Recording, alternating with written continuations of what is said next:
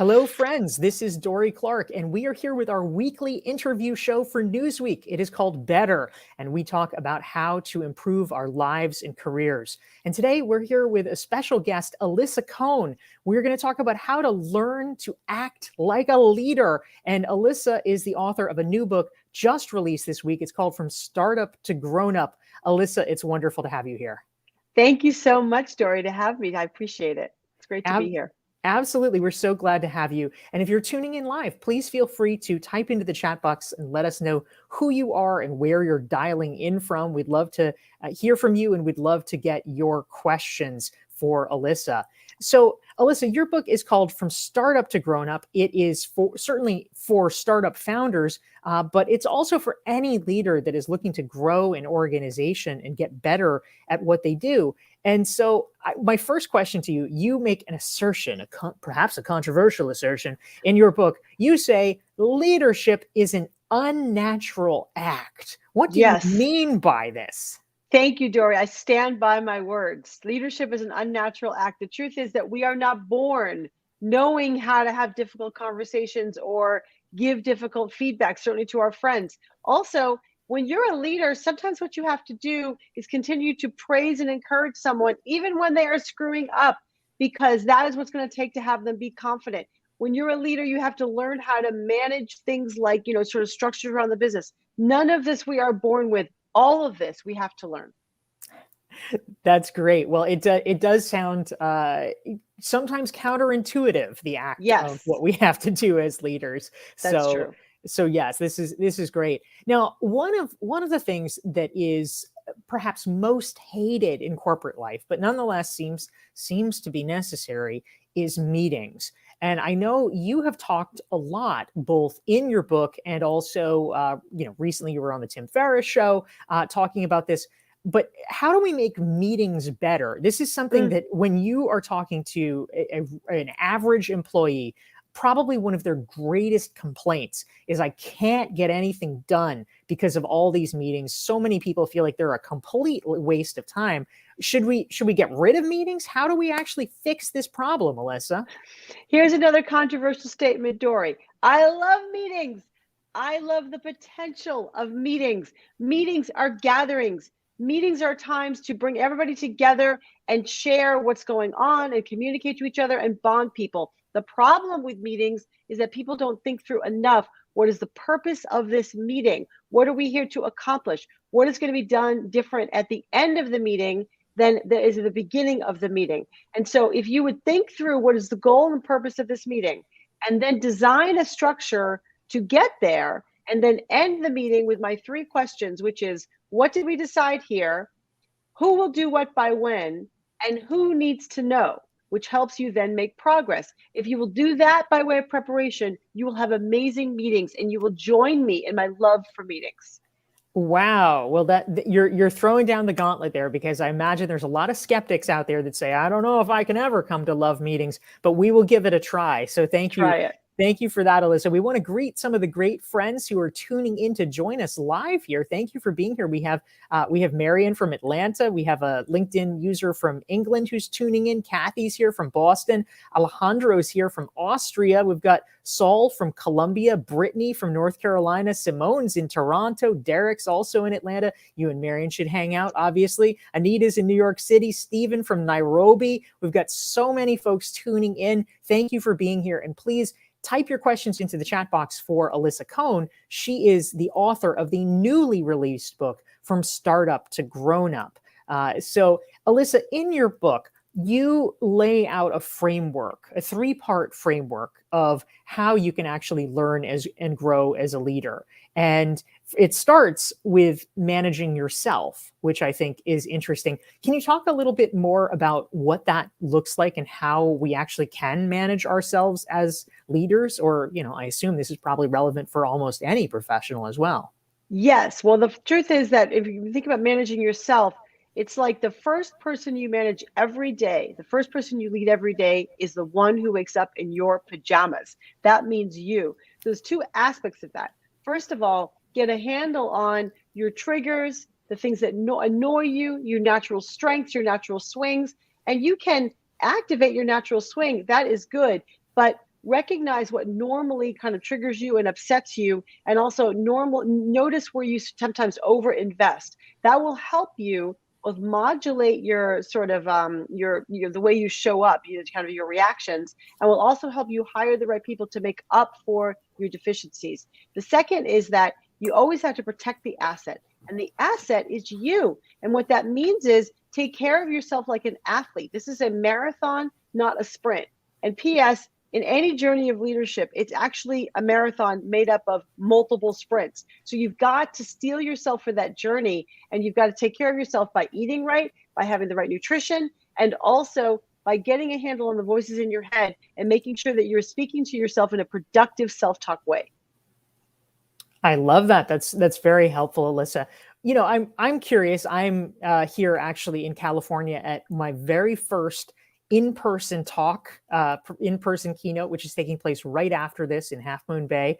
So it's an exciting kind of post-pandemic landmark that we're back speaking at conferences. I know you're preparing for an international trip. When you talk about how do you take care of yourself as a leader, you know, you are a very busy person. You're in the midst of a book launch right now. What are the things that you personally are doing in terms of self-care and your routine to make sure that you're operating as well as possible? Yes, thank you, Dorie. I've thought a lot about that, both in preparation for this time and in the middle of this time. Two things definitely come to mind. One is I've doubled down on sleep, getting enough sleep, getting into a good sleep hygiene. That is essential. And the second is I've been really focusing on my workouts, including the use of kettlebells, which And I'm it's that obsessed size? with. No, no, this is my toy kettlebell to remind me that I love kettlebells. I could show you my other kettlebells in the corner over there because during COVID, I created a little gym in my house. But the point is that everybody has to find the ways to move their body and then rest their body. And that is the combination of things that if you do nothing else, just do that. It's going to help you for your endurance during this time. That sounds great. Well, thank you. We're here with Alisa Cohn. She's the author of the new book, From Startup to Grown Up. If you want to learn more about her, check out the book. You can go to alisacohn.com/startup. And if you want to make sure you never miss one of our weekly conversations, you can go to dorieclark.com, sign up, get a free self-assessment there, and you will get regular emails and reminders about these wonderful conversations. And we want to greet some of the great folks who are tuning in here who have joined us. We have Alessandra from Vancouver. Jillian's here from England. We have a LinkedIn user from Switzerland. Joe's here from Seattle. We have Patricia from Beverly Hills. We have Jackie from Yorkshire. We have Bidyashri from Amsterdam and many more. We're so happy to have all of you. Please type your questions for Alisa Cohn into the chat box, and we'd love to hear what is on your mind. These are great conversations as we learn about how to become better leaders. Now, Alisa, the obvious situation, you were writing this book during the pandemic. It has now come out at this moment, this inflection point where maybe we're coming out of things. We're at least entering a more hybrid environment where people are no longer holding up so exclusively. What are your thoughts? If you are a leader, if you are managing other people, what do people need to be mindful of now in this liminal moment? And how has leadership changed during the pandemic? That's a great question, Dorie. First of all, I love that you call this a liminal moment, right? We're sort of both still remote and also in the office, and we're doing this hybrid experiment. Just like at the beginning of the pandemic, you as a leader, really your role was to double down on caring about your people and really having your finger on the pulse. As we now come back to a different stage, I would say it's super important, just as important, to double down on figuring out how your employees are doing, how they're feeling, and to have a two-way dialogue. That is one thing as a leader that's a must right now. The second thing is, I think as leadership has changed, to your point, listen, we are in each other's homes now. This is my home. You know, in the past, I might have been in a workspace, but we've gotten used to sort of the intimacy of being inside of people's homes. That has let the guard down in a very helpful way. I think the leader of the moment is allowed to be more vulnerable and has chinks in the armor. And even a little more, the word I don't love, but authenticity, which I really think is just about humanity. So I want to ask leaders to continue to be a little bit vulnerable and have that genuineness come out, but don't forget that you are the leader, and people still want certainty now more than ever. So your ability to also convey certainty and clarity is essential at this time. Yeah, I think that's a great point, Alisa. Thank you for raising that. And we have some terrific questions coming in from folks who are tuning in. Thank you all for being here. I love this one. Dean is chiming in, Alisa, and Dean wants to know, for so many of us, we might start out, by acting like a leader, but at what point do you start being a leader? How do you think about these mental distinctions if we're entering a new role, or maybe we feel a little unself-confident in this new identity? What are your thoughts about acting like a leader versus becoming a leader? Yeah, Dean, that's a very deep question. It reminds me of the Aristotle quote, we are what we repeatedly do. Excellence then is not an act, but a habit. And so when you do these things over and over again, you grow your way into leadership. So I would say, in general, leadership is an inside out job and an outside in job. On the inside, you may feel severe self-doubt, imposter syndrome. That is normal for anyone who's stretching themselves. One thing you can do about that is activate your productive self-talk and actually create a highlight reel, a list of accomplishments, things that you're capable of, things you've done that you're really proud of. If you have them written down in front of your computer, you can regularly go back to them and remind yourself that you're actually a very capable person. That feeds the inside. The outside is the actions that you take every day that convince people around you that you're a leader. At some point, you actually may even convince yourself that you're a leader. I love that. Yes, absolutely, Alisa. And another question came in from our great audience here, which I think is probably on the minds of a lot of people. I'll put it up here. So a LinkedIn user said, "I can't wait to read your book, Alisa. I'm wondering if, in the context of the Great Resignation, there's lots of new leaders and new teams.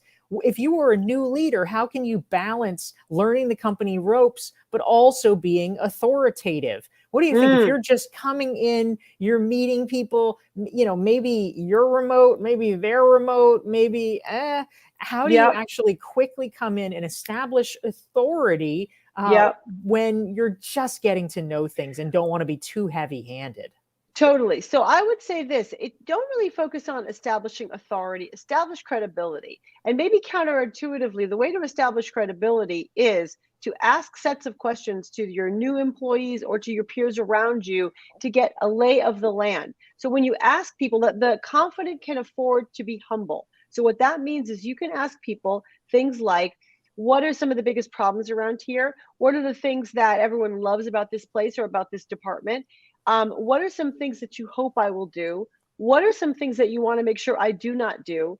And who are the people around here who seem to know everything? If you ask questions like that to everybody, you will get a very quick lay of the land, and it will showcase your openness to learning. And if you do so in a way which is like super just normal, and I'm trying to get a lay of the land, it will also establish your credibility as a leader, especially when you take that information, synthesize it, feed it back to people, and then pick one thing to really activate from it. Yeah, such a great tip, Alisa. It's something that I know that I practiced at least as best I could back in the days when I had a lot of employees working on political campaigns and managing the press offices. And that was always a really useful strategy. So thank you for that. And I'm seeing a great question coming in from Anil.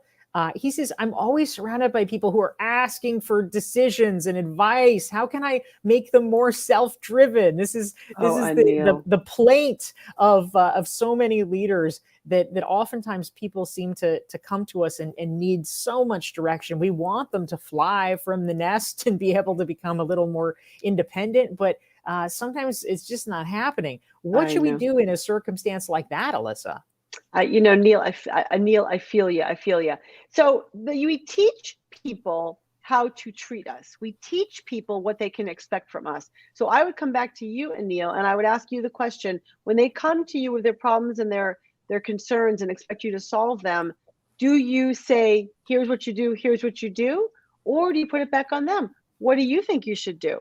Or how would you approach this if I weren't here? You don't have to do that as like, in this, like, how would you do that? You don't have to do it in an accusing way, but you can do it in a very comfortable way, because that is helping them think for themselves and teaching them to fish proverbially. If you don't do that, what you end up doing is what you have, which is question, answer, question, answer, question, answer. Don't think about that. They bring you a question, thoughtfully unpack it together, and then invite them to think about how they can use what we just discussed to solve problems like this in the future. That will create the culture of them figuring it out for themselves more often.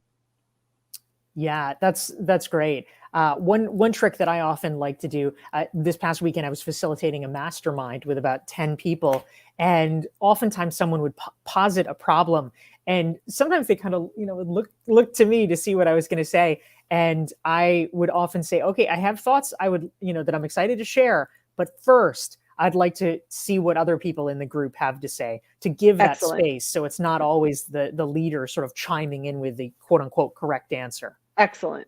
Yeah. Thanks, Alisa. I love it. That's great. Well, so many questions pouring in. Thanks for this engaged audience. I love it. And if you have questions for Alisa Cohn, type them into the chat box. Of course, if you want to learn more about her book, go to alisacohn.com/startup. The book is From Startup to Grown Up. And of course, you can tune in and make sure you're never missing one of our weekly Newsweek episodes. Just go to dorieclark.com/LI. That stands for LinkedIn. And you can follow me there and subscribe to my newsletter to get regular updates about our fantastic guests. So a question, Alisa, that came in from Anna in New Hampshire. And she says that growth and success are just so strenuous these days, and it can make a lot of leaders feel anxious or unstable. Can you talk more? I know this is a popular topic for you and one you really like. Can you talk more about the mindset that you recommend in order to just feel more grounded as a leader in these anxiety-producing times? Anna, I hear you. And I think anxiety, because like our lives are changing actually faster than we're used to. And so I think anxiety is kind of now a fact of life. So then how do you handle it in your mind is the mindset. I've talked about the three selves. And the three selves have to do with, first of all, self-awareness. What am I telling myself? What am I concerned about? Tuning into your thoughts and feelings. Number two, self-compassion. Forgive yourself. Forgive yourself for what do you think you did, for your foibles, for being human. And then self-talk. Make sure that you're inserting productive self-talk into your mind's eye. That is what is going to help you with your anxiety. It's an inside job. P.S. The truth is you're probably doing better than you think. I love it. That's always a useful reminder, Alisa. Thank you. So Marion in Atlanta wanted to chime in.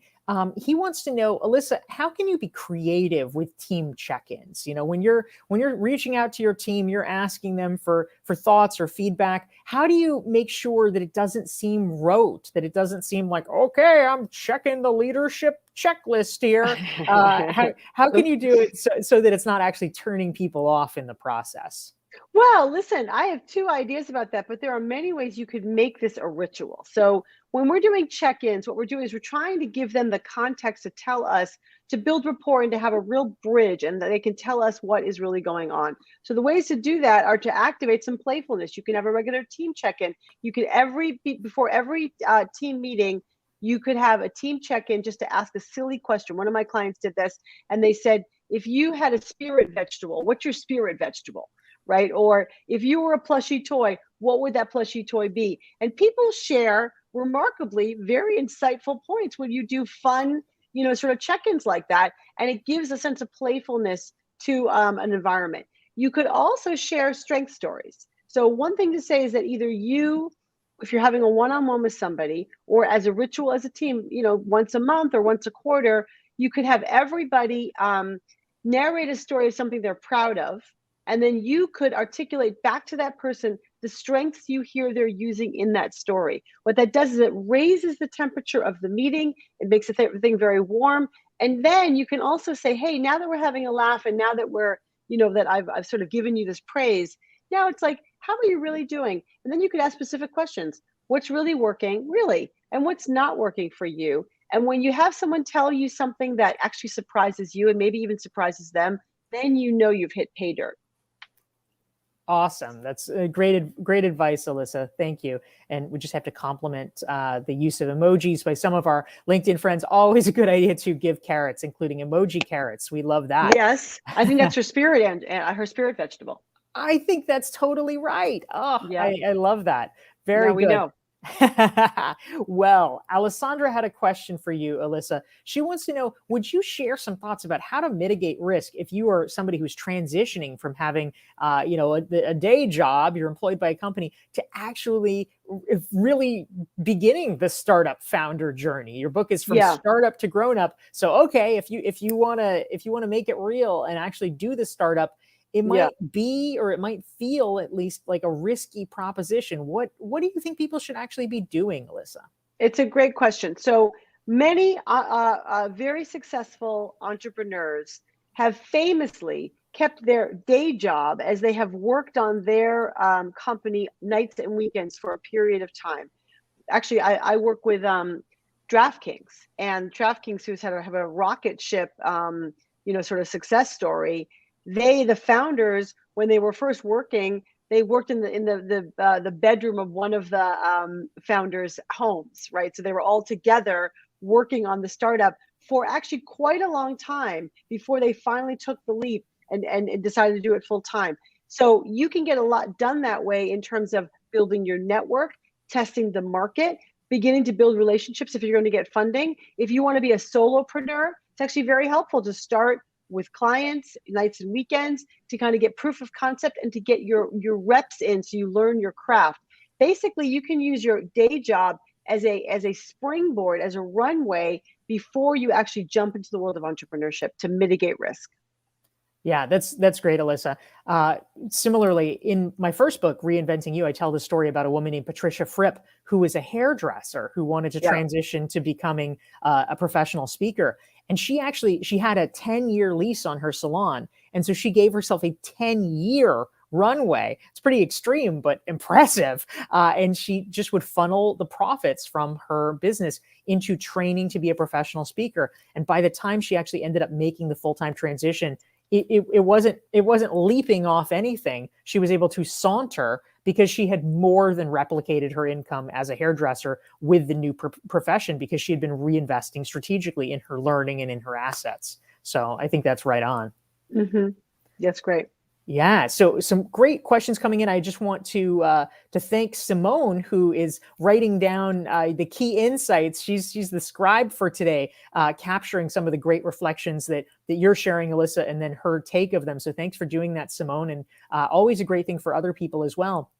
If there are key points, key insights, one of the best ways to really internalize it is to write them down and share them in the comments with others. So thanks for that.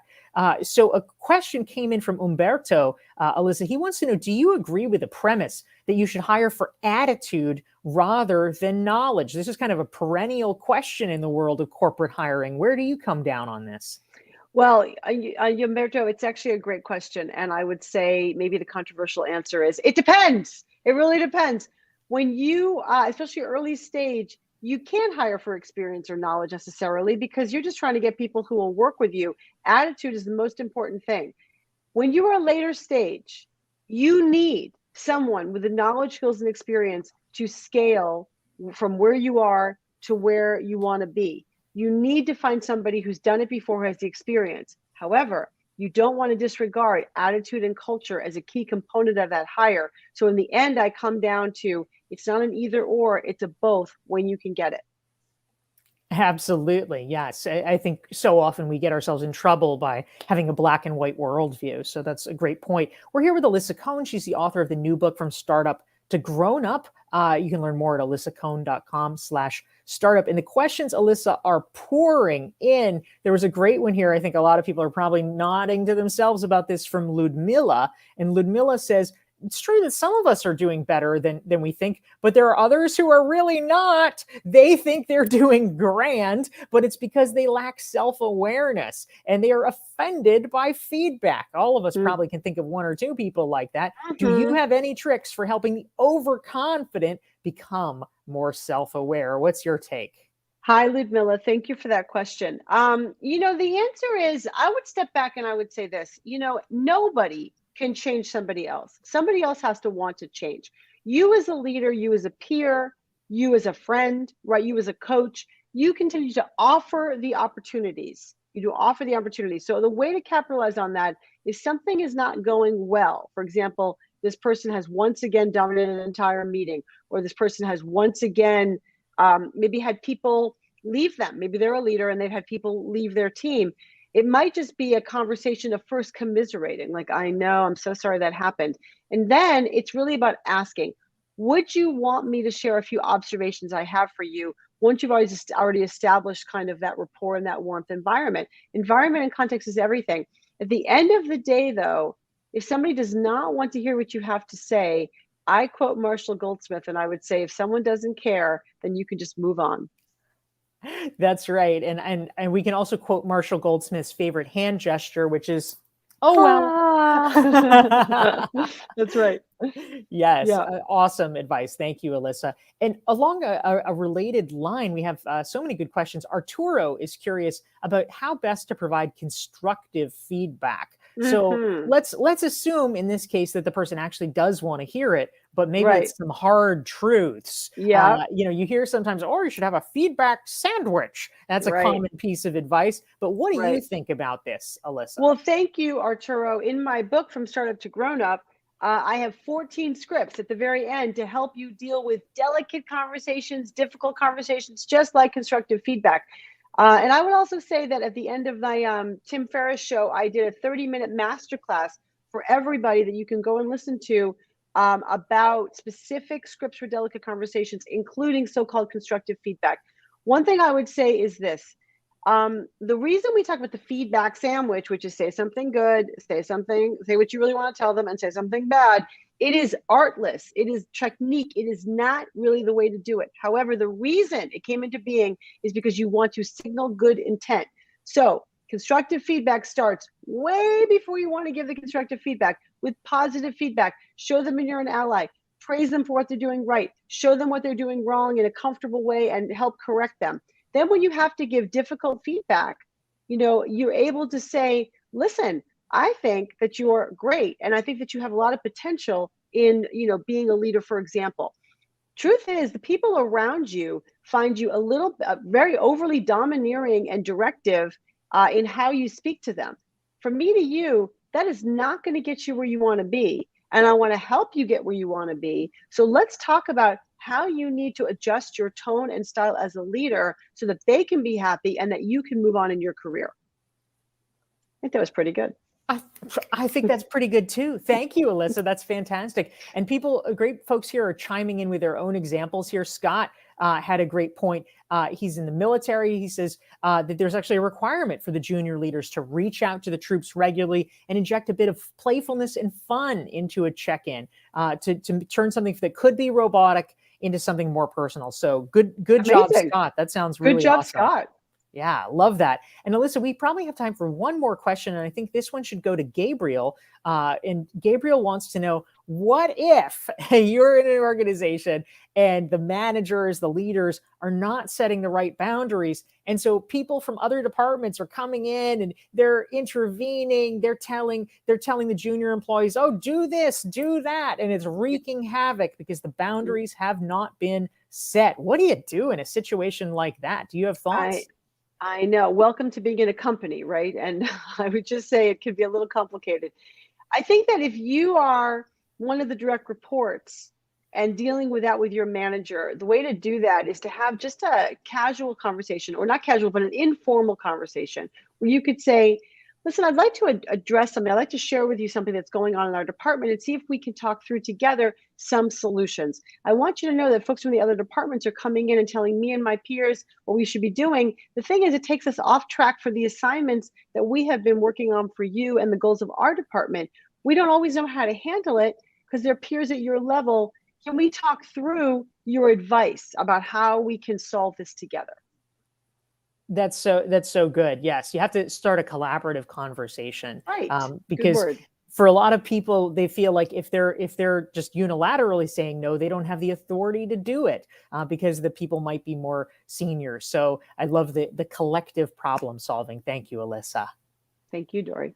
All right, amazing. Well, this is Dorie Clark. We have been here with our weekly Newsweek interview show, Better, and our guest this week is Alisa Cohn. Her book is From Startup to Grown Up. If you want to learn more about Alisa and her work, just go to her website. It's alisacohn.com. Her book is at alisacohn.com/startup. startup. Again, if you never want to miss one of these, you can follow me at LinkedIn here, dorieclark.com/LI. You can follow and subscribe. And thank you all for being here and joining us and for your wonderful questions. We will see you a week from today, next Thursday at 9 Pacific, 12 Eastern. Alisa Cohn, thank you for being here. Thank you, Dorie Clark. It was great to be here.